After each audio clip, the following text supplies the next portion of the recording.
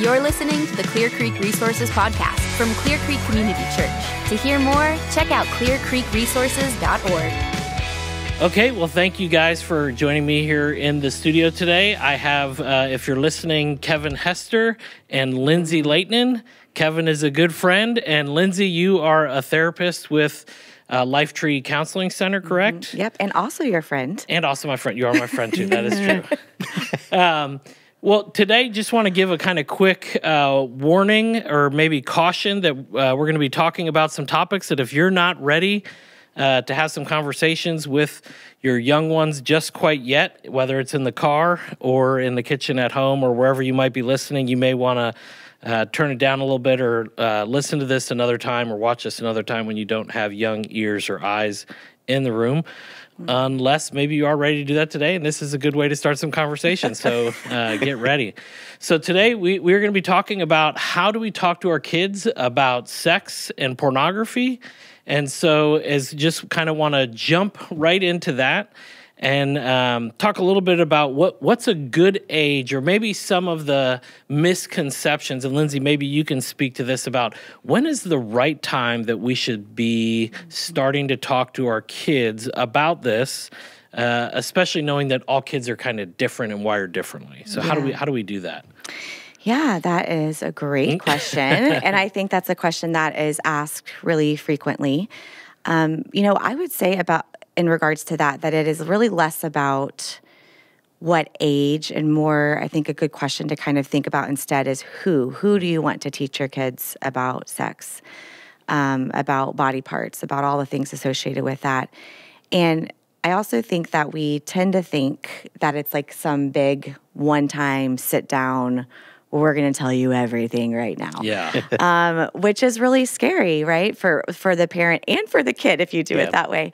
And so instead of you can think about it more of kind of a drip, drip, drip approach of just giving them little tidbits of information that's age appropriate, really pretty much throughout like their entire life while they're at home with you. Yeah. There's a great resource called The Birds and the Bees. They are on Instagram. They have a podcast. They have a website. And they talk a lot about this approach of how can we just gently kind of lead our kids into these conversations. And because what we can know is that if we're not talking to them about it, well, then they're getting that information somewhere else, whether that's in a cartoon, whether that's in a magazine, whether that's a friend. And so we want to try to be a little bit ahead of that and giving them that information. Yeah. Well, I just realized as you're talking there, I probably want to give a little bit of context because we're going to probably be referencing some things either with our families, but we're also parents. And so I have two daughters, 13 and 15. Kevin, what's the makeup of your family look like? So we have two boys. Our oldest is 20. And our youngest is 16, so we're in a totally different season of all that. Mm-hmm. And Lindsay, how about you? What's and I'm right kind of behind you guys, and my youngest is 9, and then I have an 11-year-old and an almost 13-year-old. So my oldest is in 7th grade. Okay, awesome. Yeah. So let get into the nuts and bolts, and maybe you first, and maybe Kevin will talk to you about what did that look like for you guys. But what is it that we say, or what's important to say or to talk about when we do that, generally speaking? Maybe let's say at a younger age, like if we're, our kids are getting ready to go into kindergarten, into the public school, and we want to maybe put some boundaries around some of the things that they know and give them some, I guess, correct language and guidance. So maybe they're 5 and 6. What does that look like? Yes, great question. So I would recommend that when we're talking about younger kids, like below kindergarten, to really start with what I would call more like body safety conversations. And the reason for that, well, there's a couple of things. One, for example, one way to do that would be to start teaching your kids the correct names of their body parts. So like penis and vagina. We're going to say that on this podcast. Penis and vagina. And so instead of like tallywhacker or something like that, which I've heard before, and not to shame any parent that has done that because those words are uncomfortable. I think there's a concern, well, if I tell my kid that word, well, then they're just going to go to school and they're going to be saying penis, penis, penis everywhere they go. And yet what we have study and research have shown is that if we're giving our kids a vocabulary, then we're also helping protect them against if somebody were to try to do anything inappropriate, that they're able to speak up and say what a private part is and give it a name. And so this is also protection for, again, the body safety. How can I keep my body safe? How do I know who to trust? Those types of things. Another example to that would be appropriate and inappropriate touch. Starting to talk to our kids about what does that look like. Maybe even that it's okay to say no to somebody that asks us for a hug if we're not comfortable, even a family member, to really just kind of give them some language around that. And there's some great books out there. I can let you know some names on this podcast if you want, or I don't know, do we have show notes on this podcast? Sure, I guess. I know that's how other podcasts do it. We can link some things to it for parents to see maybe, but there's so many great books, especially for that young age of really, some of them would recommend as early as 2 or 3 to start having these conversations. And especially as they start to be curious about their own bodies as well. So just let me interrupt real quick. Yeah. So you're saying in the younger age, the focus is probably more on their individual. Like if you have a daughter, you're talking to her about what a female anatomy is, not necessarily what a male's anatomy is yet. I mean, is it a both and you're mixing it all up? I think you can do both. Okay. I do. I think a lot of the books that you would be reading to them are gonna do both. Certainly, I think you can start with your own. It's always really helpful if they have a younger brother or someone else in the family too to kind of bring in that conversation. But even if not, it could look like girls' parts are called this and boys' parts are called this, and kind of make that difference. So that way, if they hear that too, they're familiar with what that means. And again, kind of that safety piece coming into place there. If we can give them a vocabulary, it really is actually helping to protect them from harm as well. Yeah, Kevin, I mean, do you remember any of that? I mean, I know that was a lot longer for you. Well, I mean, so a disclaimer for me is, I'm going to use a lot of we language and how we handled all this. Yeah. The fact of the matter is, Kim has been really the champion of all of this stuff in our home. She's excellent at all this stuff. I really had 2 strikes against me.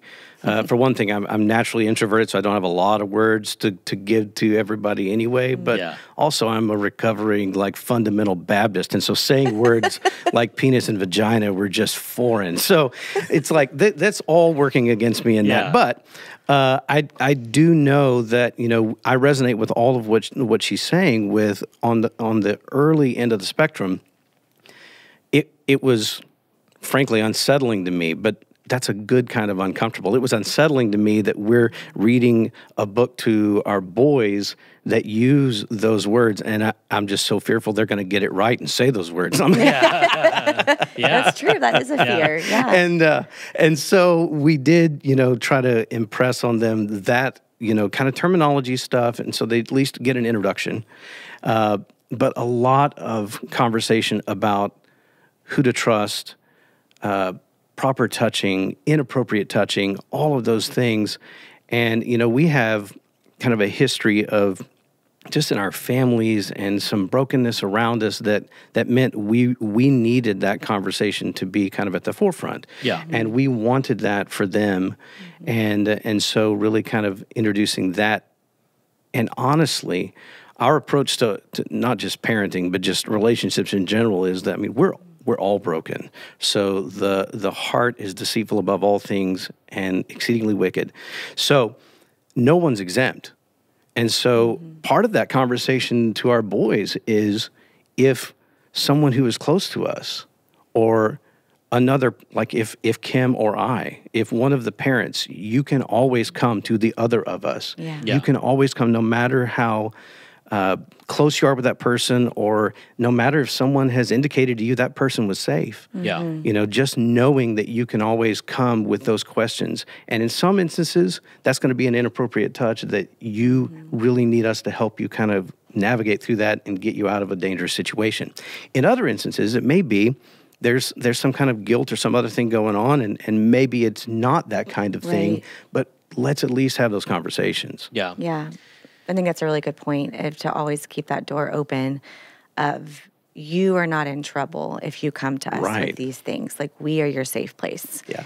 And that's really, really important. I think another thing that I remember for us was, and I think it talks about it probably in some of the resources that we use when our girls were young, is it really does help establish the family, us as parents, as the primary source for where to get the real information, to know what it's really called, or to have to be the first resource that they want to come to when they have questions about this stuff, that we're giving you the real information. Whatever you hear out there, you maybe aren't going to be able to fully trust that because it's another child whose parents may have not had that conversation. They're just making it up what they think off of what they've heard second, third hand from another kid or something. Right, absolutely. I know that was helpful. That was another reason to say, we need to have this conversation early because we want to be the voice of this for them. And because kids are naturally curious. And so if we're not giving them that information, well, then they're going to go seek out that information.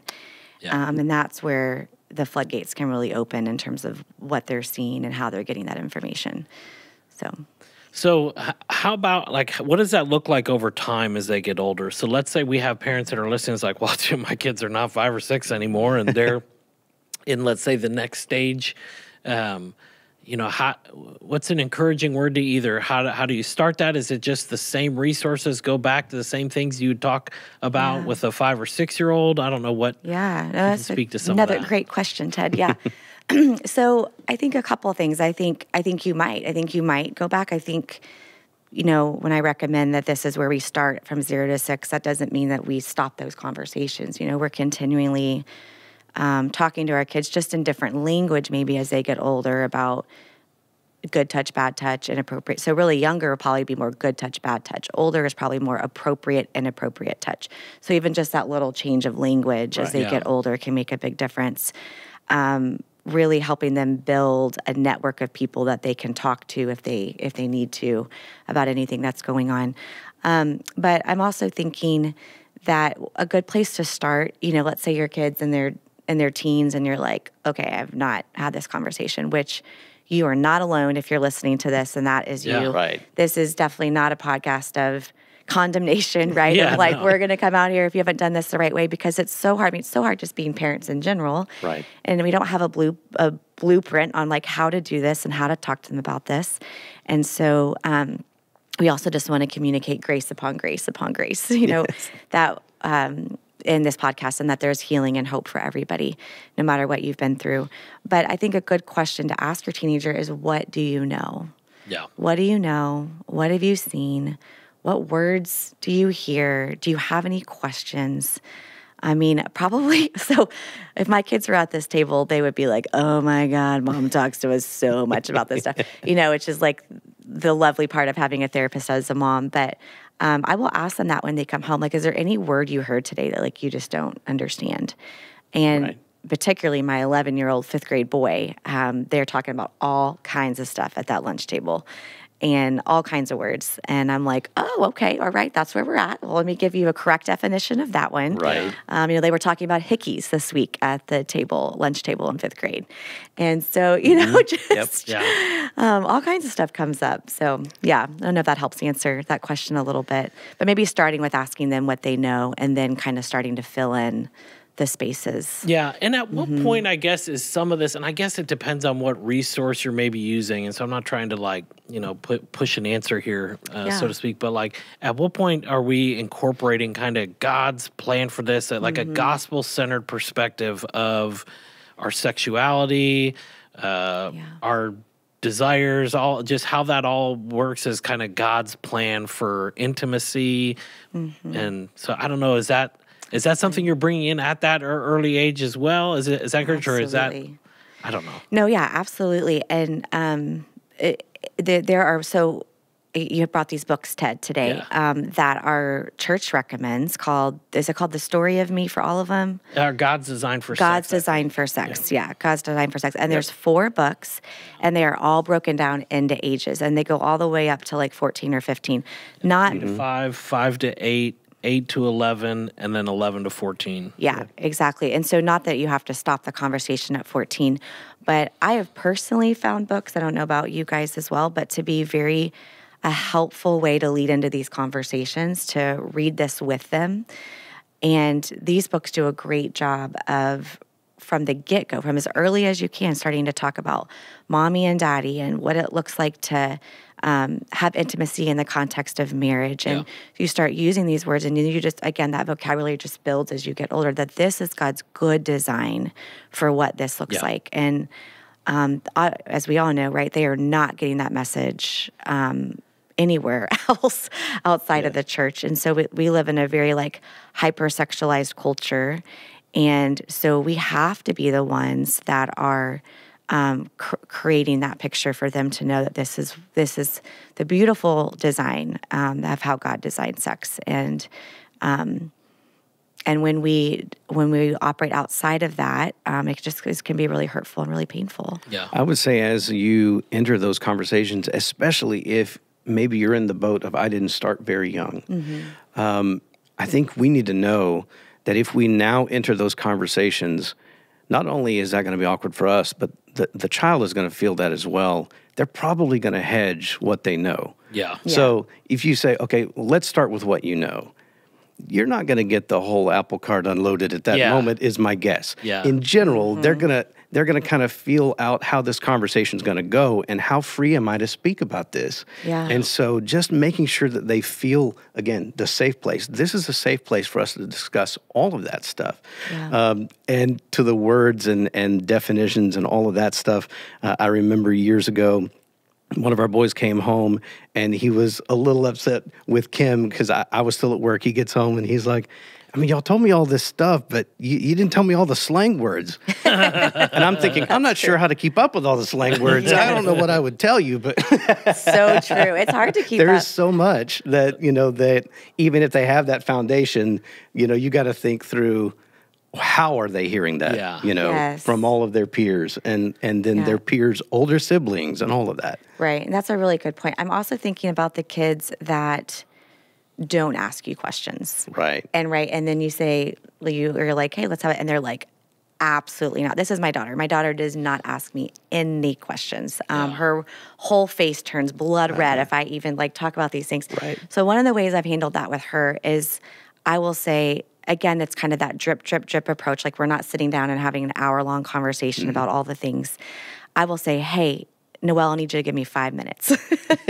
5 minutes. And I'm gonna tell you a little bit of information, or I'm gonna read you something, or I'm gonna, whatever it might. It can even be things like I'm gonna talk to you about self-harm. I'm gonna talk to you about drugs. I'm gonna talk, whatever it might be, right? Not even necessarily sex or pornography. Yeah.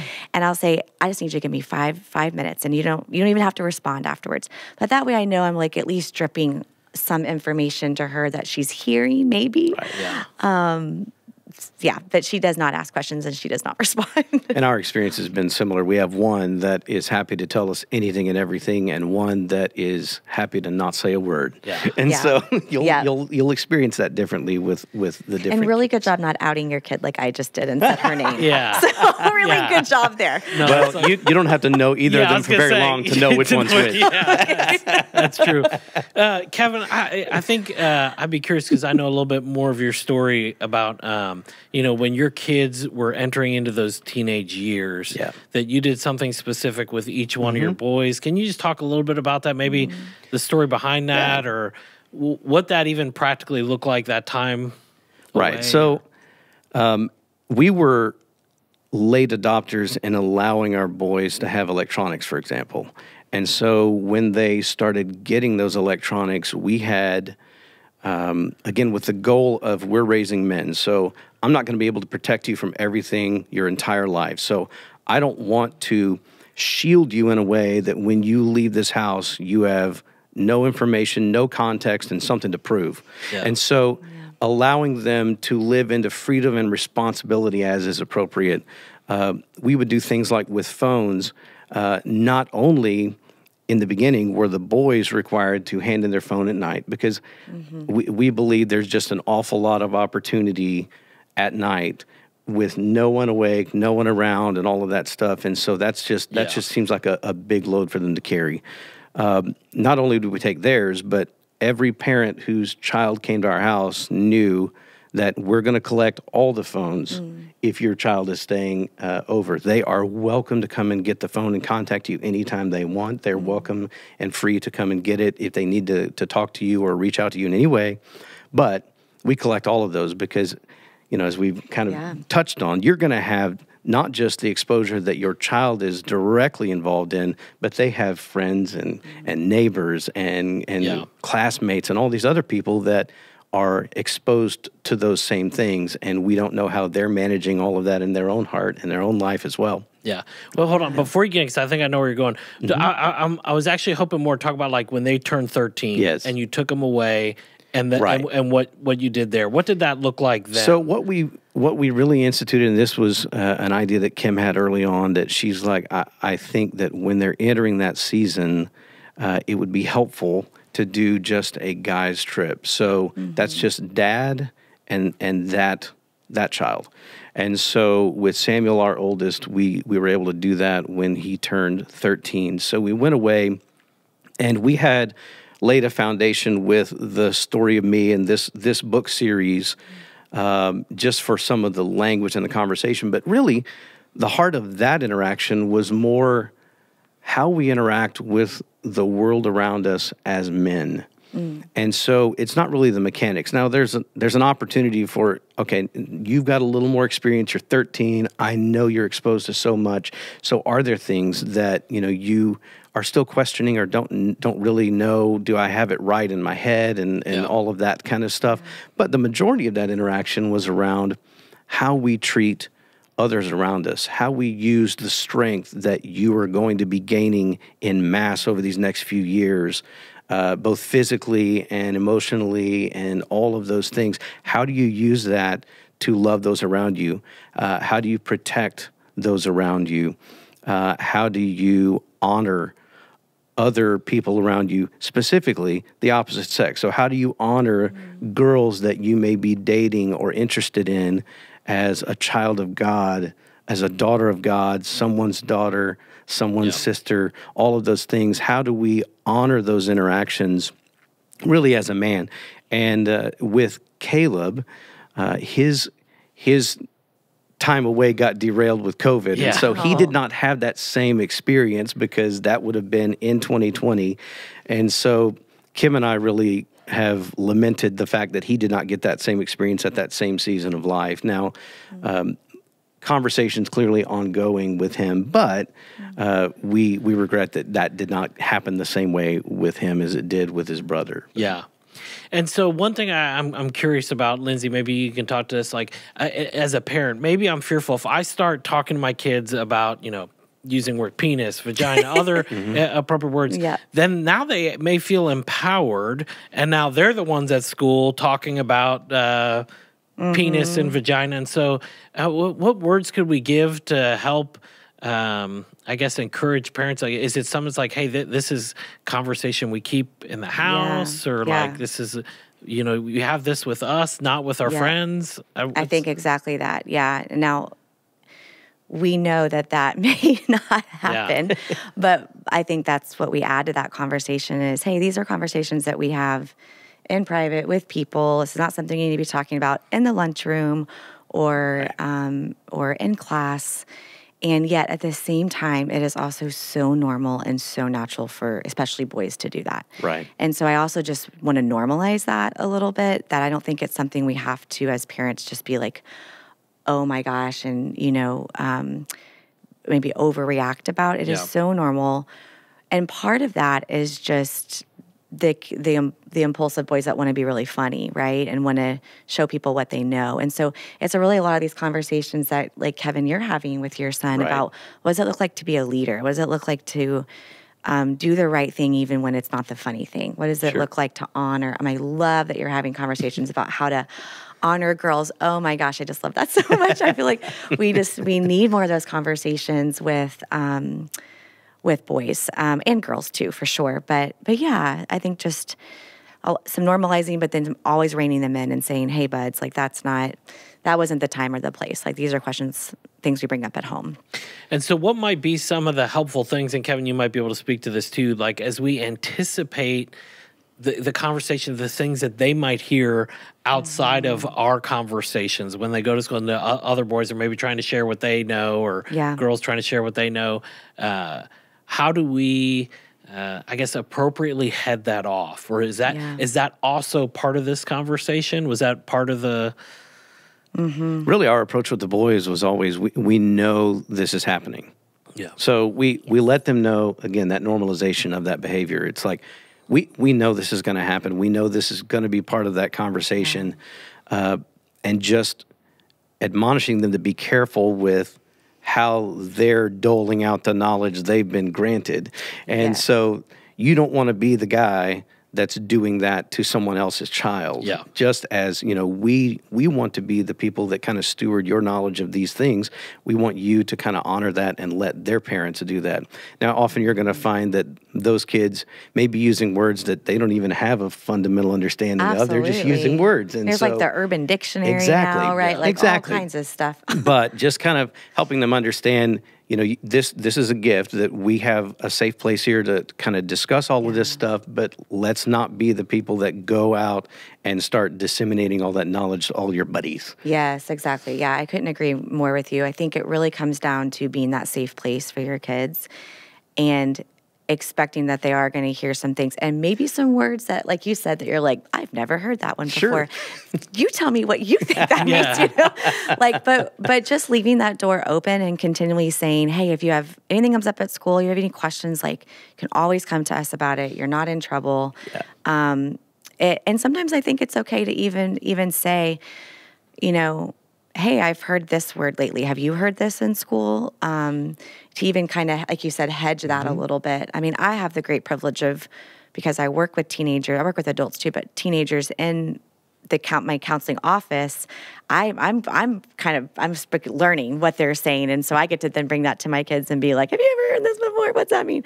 But I think I love what you're also, and maybe I don't want to go off track of where you want to go, Ted, but I love what you're saying too, Kevin, about really you're talking about, right, like tech safety at home.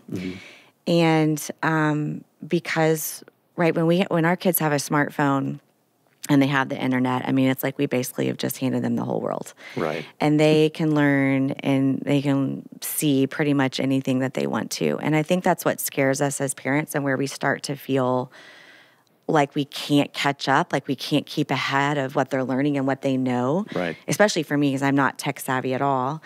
And so that's where I think as parents, it can be helpful if we have these conversations of how can we come back to the table and feel empowered to where can we limit our children, or where can we put some boundaries around that to help them to not have as much access as readily available whenever they want it. Now, does that mean that their friend can't show that to them? No. But when we think about brain development, I mean, for boys, really their brains aren't fully developed until like their mid-20s now. And if we've given them the whole world, well, then we can absolutely expect that they're gonna be curious about that and maybe not be able to make some of the best decisions. So it's really this internal filter in our kids that we are trying to help them create, to ask the question, what's good for me, what's not good for me, and it's okay for us to set some boundaries around that for them. Something I just thought of, just thinking about, like, needing to create a safe space. Like, I think of stories I've heard where, like, a parent may have said, their child asked them something crazy, like, I don't know, you're going to have to go talk to your whatever other parent about that. Like, I'm not ready to have that conversation. And so I'm curious, is there anything you would say, or maybe something you've seen to encourage parents, like, man, but that's maybe a great opportunity you're passing up to, like, they're opening the door. They think this is, you're a safe person, talked about this, and when it's dismissed, then it's like, oh, okay, wait, maybe that's not something we talk about. And maybe it's happening at an awkward time. You're in the checkout aisle, and they ask, you're like, okay, we're not this is not the time. go into that there, but I mean, I think that's and I think that happens. I think it is a fearful thing, like, I think we can normalize that too. Like, these are hard. We fear about saying too much or planting a seed in their mind, or, messing it up or screwing it all up, or I can't be the person. Surely there's an expert out there that you can get this information from. And, Yet what I say to my parents often is that you are the expert on your kid because you know your kid better than I do as the counselor or their teachers do. And that God, he talks about in his word that he has given us all that we need for godliness and righteousness. And so I think it's so common to be like, well, I don't know enough. I don't know enough about this topic or whatever it might be.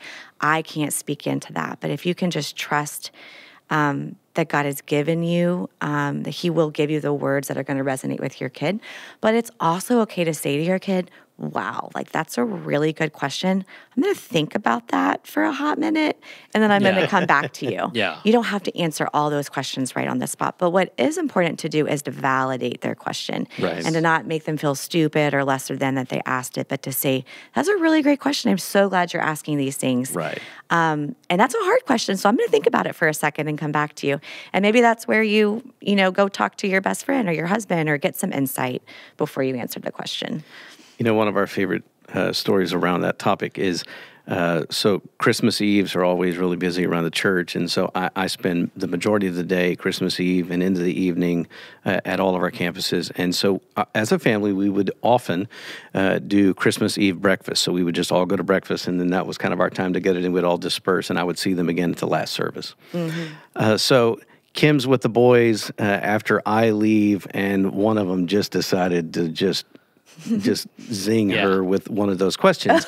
And so she tells people all the time, I never imagined that I would be on Christmas Eve describing what oral sex is to my child that just asked me this question as soon as his dad left. Yes. As soon as his dad he's left. off at work having a great time.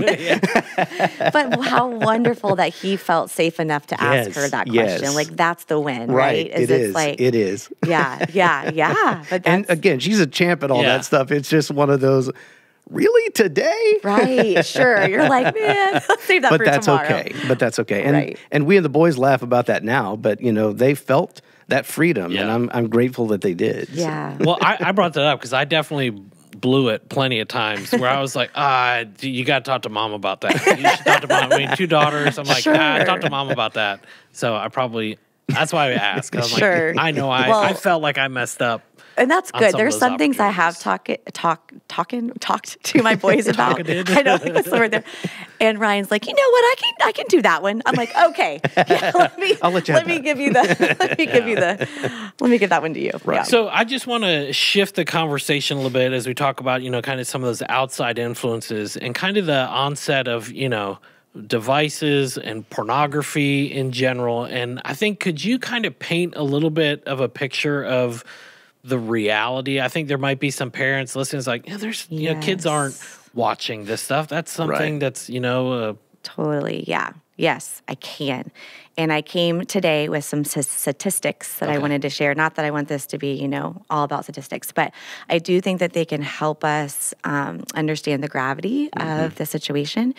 And I got most of these from a couple good resources that, again, maybe we can put somewhere. Well, do you know them off? Like, I do. Say them right now. I'm going to say them right now. Okay. Yes.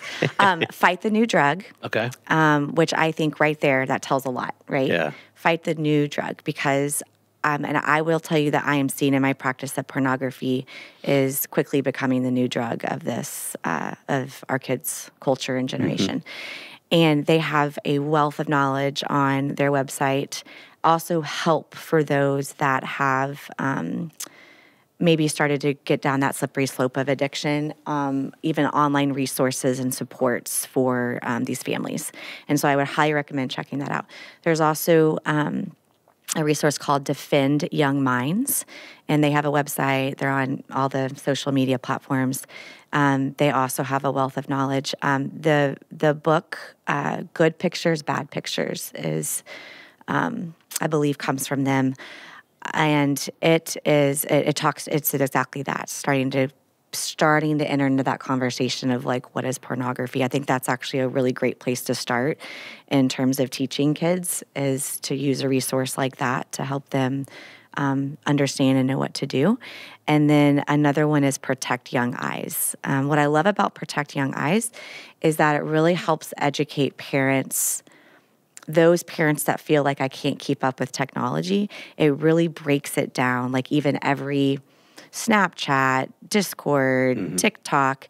It really breaks down kind of how kids are using these, what the dangers are, what the loopholes are, how they can be hiding pictures under certain apps on their phone that you would, like the calculator, right? Like that you would never know. And so it's just really educational, but I think in a really like clear, not too much information way. So I just put those out there. But so 84% of 14 to 18-year-old males and 57% of 14 to 18-year-old females have viewed pornography. 45% of teens who consume porn did so in part to learn about sex, which is a great motivator for, again, why we want to be on the forefront of those conversations, because if they're not hearing it from us, well, then of course they want to learn about it some other way. At least 1 in 3 and as many as 9 in 10 porn videos depict sexual violence or aggression.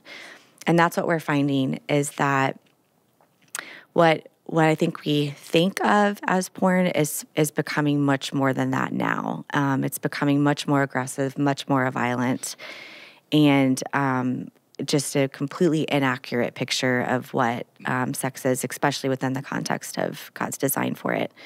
1 in 3 underage teens report having seen non-consensually shared nudes of other minors, which really is child pornography. Yeah. And I don't think that a lot of our teens understand the legal implications of that as well. I don't think anyone's really talking to them as much as they can be or should be about that. Hey, well, before you go on then, I think like if we don't understand, I was just say, unpack that a little bit, what you just said.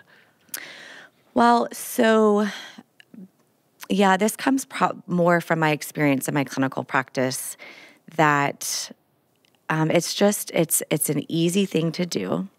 It's an easy thing to hide. And it's an easy thing that can, so for example, I counseled a girl a couple years ago who had sent a nude picture to her boyfriend at the time, who then decided to send that to his friend and a couple of friends, and then got out to the entire school. And then the cops were at the school the next day to arrest him for that.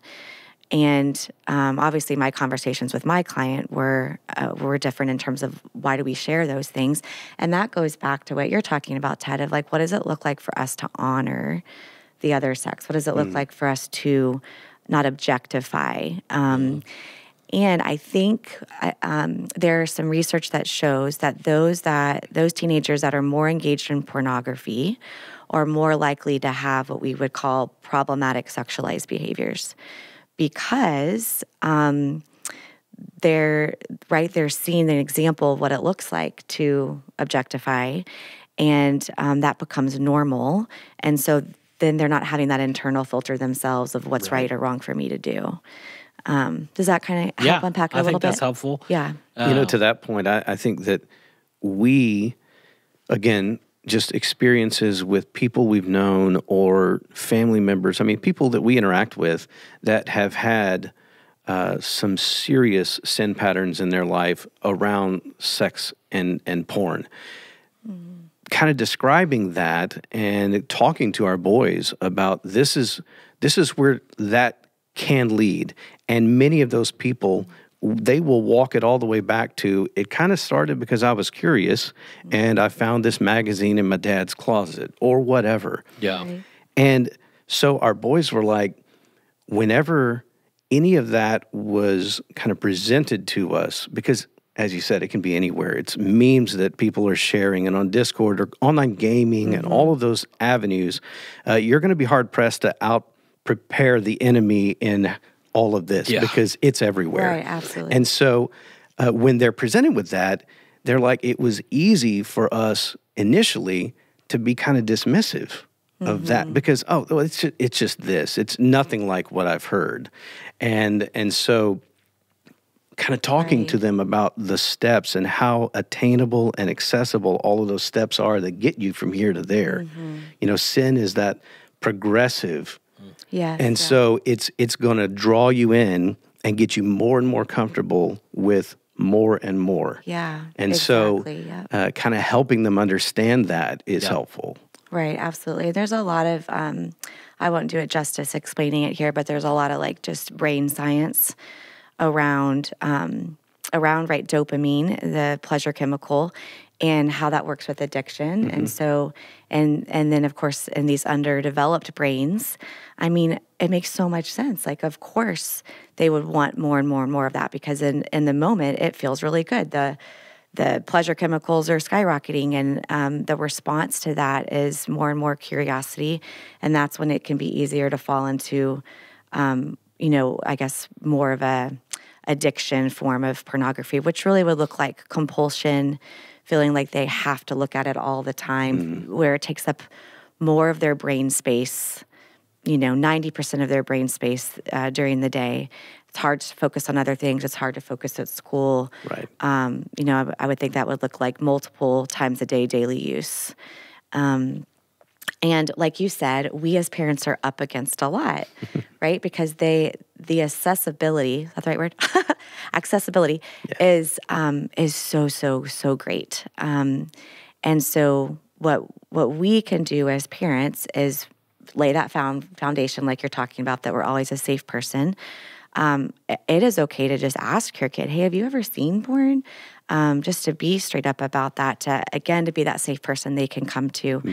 And then also to try to at least eliminate or put boundaries around the accessibility that they have on it in your home. Right. Which is where things like different routers come into place of not being able to block out where they couldn't access that at home.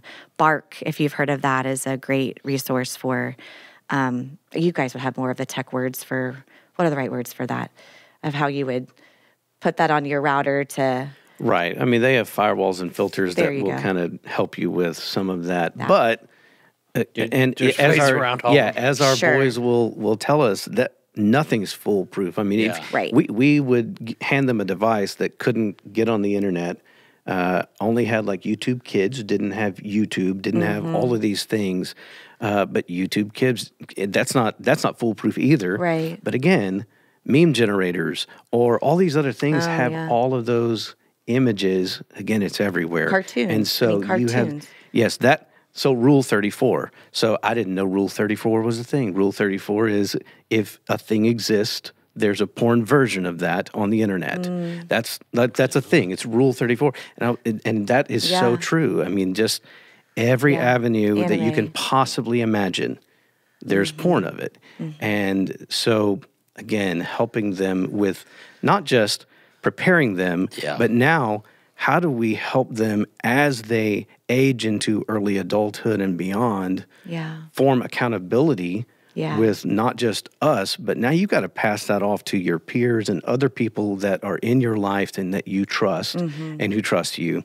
And so how do we help them then enter a new stage of being vulnerable and accountable with other people as they enter adulthood? So it sounds a little bit like you need to have the conversation long before the porn conversation, long before you give your kid a device. Yes, it would be recommended to start talking about pornography when they have access to the internet, including video games. Yeah. So as young, I read somewhere, I believe it was on Protect Young Eyes, that as young as 6. Yeah. So it's about the same time you're talking about sexuality, intimacy, you're also kind of bringing in pornography into that conversation. Yeah, and at that age, it can look like, the language around that can look like good pictures, bad pictures. Sure. Yeah. As it gets older, that can, that language can change a little bit. But yeah, and then what do you do if you were to see a bad picture? You close it, you put it down, you run to me or daddy and you tell us. Yeah. And you're never, ever, ever, ever in trouble when you come tell us. Right. And so giving them kind of a map for what that can look like. So what about some warning signs? You talked about like, sending a nude picture to a boyfriend or, a guy looking at something on a gaming site. Maybe I'm just trying to think of adolescents. Like, are there things that are maybe like warning signs or triggers or something where it's like, oh, maybe I need to, if I didn't have that conversation, I need to, or at least I need to start asking, or something that's like, man, maybe this is beyond, or you're putting yourself in a situation where you might be inclined to do something like that? Right. Yeah. That's really tricky because I think that we have to really be looking, and I think that they can hide it really well, especially, a lot of the teenagers I work with spend a lot of time alone in their rooms, right? Right. And it's like, and it makes sense because they want their own space. They're at a developmental age where it's like, it's appropriate for them to want distance from their parents. I like your idea. I think taking the phone away where it is not in their room at night is huge. I think that's a great place to start. But warning signs could be something as, well, certainly if there's any type of problematic sexualized behavior, not necessarily, that doesn't necessarily mean always that means porn is a piece of that. Yeah. But if we notice that they're just maybe hypersexualized, that they're talking about it a lot more than maybe what would seem normal. And I know that's not very helpful because what is normal? And it is normal, right? I think we want to say that too for these 14, 15, 16-year-old boys to be thinking about it a lot. Like that is absolutely normal. Yeah. And so that does not mean, that they're viewing this or that they have an addiction by any means.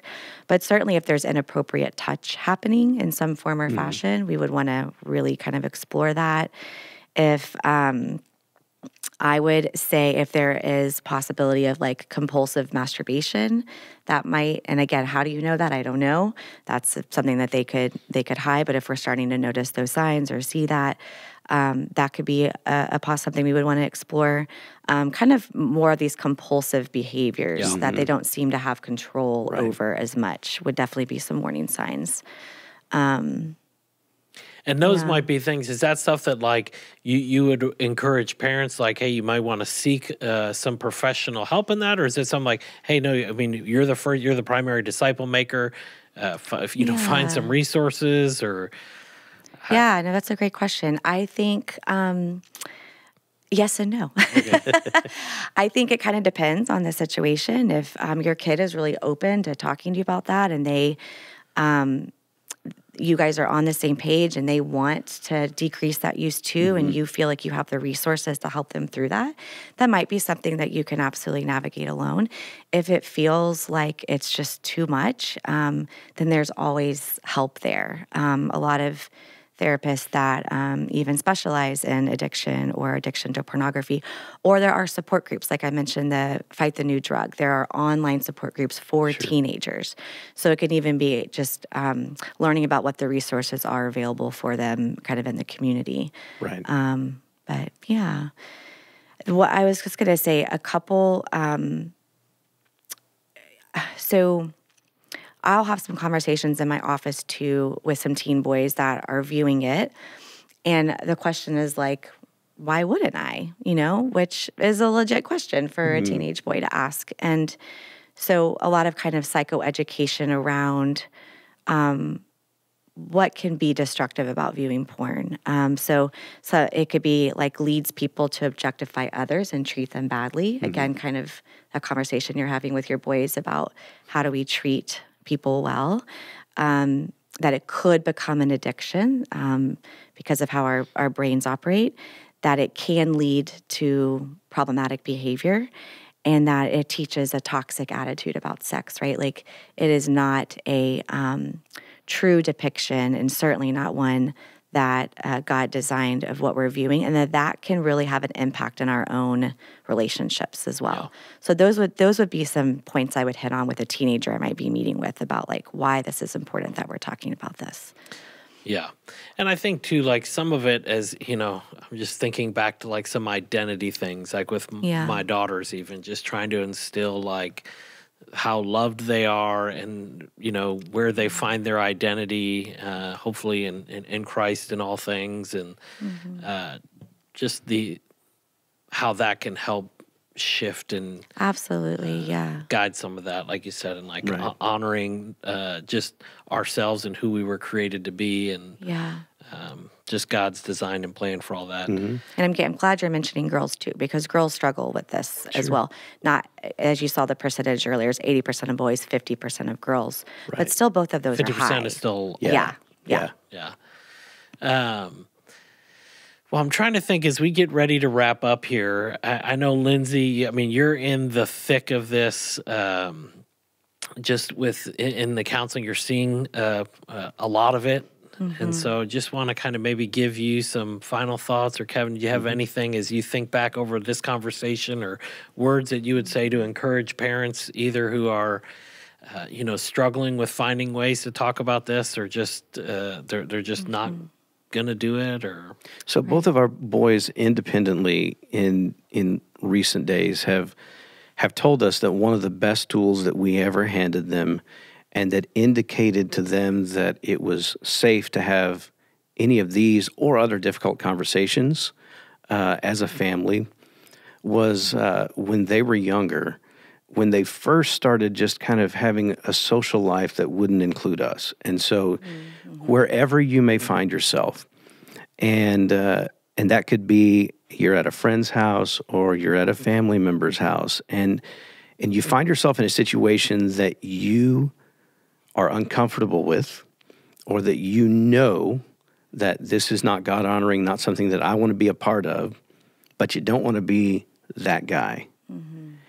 We said, look, you can, and this was an idea that Kim had found somewhere, and it just resonated with us. We're like, that's a great idea. Just text us an X, just the letter X. And we will immediately find an urgent reason that either we have to come get you or you have to come home. One of the two. If you're driving, you have to come home, or we can come get you. And not only will we help you get out of that kind of gracefully, but we also acknowledge that, we're a couple of broken sinners raising a couple of broken sinners, and there may be actions on your part that got you into that situation. And so we're going to also offer you immunity, and we're not going to have the conversation about whatever that was at that moment. That may be something we talk about later, but we're going to allow you to get out of that situation. You can come home, you're safe, you're out of that situation, and then we can deal with any of that other stuff later. And they both said, you just telling us that was available to us, not only was it helpful in, if they find themselves in a situation, they're like, they know they can weigh that and figure out if they needed to use that as an out. But it was just indicative to them that we were willing to have reasonable conversations about difficult topics and things that they're struggling with. And so that's a tool that, we have used and we kind of recommend to other people, because I think it can be very handy for so many reasons. But the aside that we found is that it just imparted to them a knowledge that this is a safe place. That's so good. We've employed the same thing just based on their recommendation. It's been helpful. Just again, it's always a reminder. Every time you're going anywhere, you just always know. That's so good. I like the X. I've started to have those conversations with my kids as they go to houses, and I was trying to find some fancy word like tomato or something, but I was like, I like the X a little bit better. Well, sometimes we'll change it up. Like we'll just say, ask us a question like, hey, where are we going on vacation this summer? Oh, that's good. If you text me, where are we going on vacation this summer? I'll answer with something, but then shortly thereafter, that's so good. We'll find a reason to get you home, get you out of the It can be situation. anything. Right. Well, I was just thinking when you mentioned that's a good point, because a lot of exposure happens too through friends showing you things. And I recently read something about, there was some video going on TikTok about like a cat in a blender. Have y'all heard about this? And kids were just going around and showing their friends this video, maybe it was YouTube, but of this cat. And I'm like, that is really traumatizing for you to just watch that. And so they were talking about what we can train our kids to do is when a kid's about to show you something, you can first ask, what is it that you want to show me? And just pause for a second. Now, is that going to happen every time? Absolutely not. But we can at least, just put that out there as a possibility.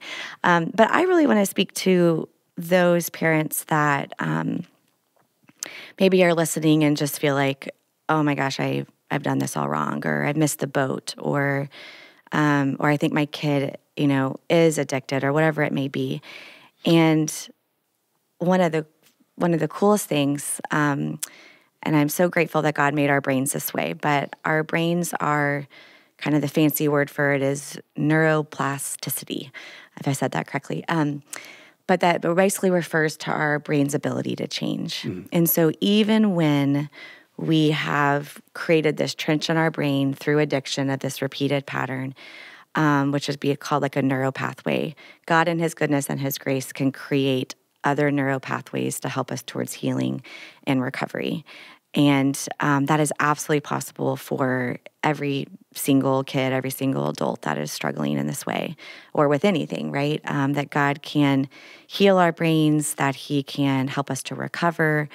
And what we're talking about are some of those first steps on how to do that. Right. Is that it doesn't come from this place of maybe punishment, but it comes from this place of, wow, I bet that this is just so hard. Right. I bet it's so hard to navigate this hypersexualized world where you have access to anything you want and to say no when your brain is just saying yes, yes, yes. Right. So to be able to enter into that space with them and just connect with them, with your kid, and then to the parents, just to have grace for yourself, to get the resources and the help that you need if you feel like you're in the thick of this, that you're not alone either, that we're all walking this road together. None of us have done it right. And even when we do it all right, it may go all wrong for a period of time. And God is still over that and in control of that and can redeem that as well.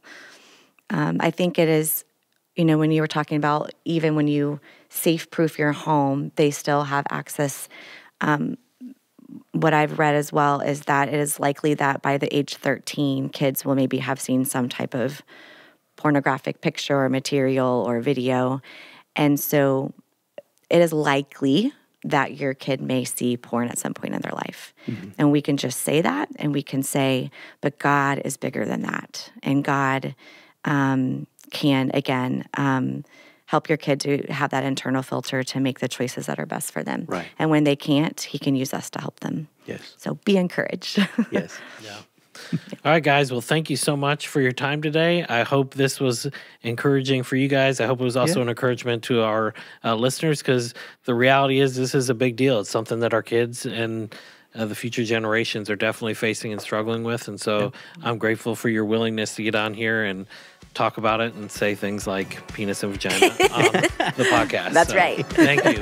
We'll talk to you guys later. Hey, thanks for checking out this video. If you haven't yet, make sure that you hit subscribe down below and check out ClearCreekResources.org, where we have videos, books, and sermons on there, as well as our audio podcast. Thanks for watching.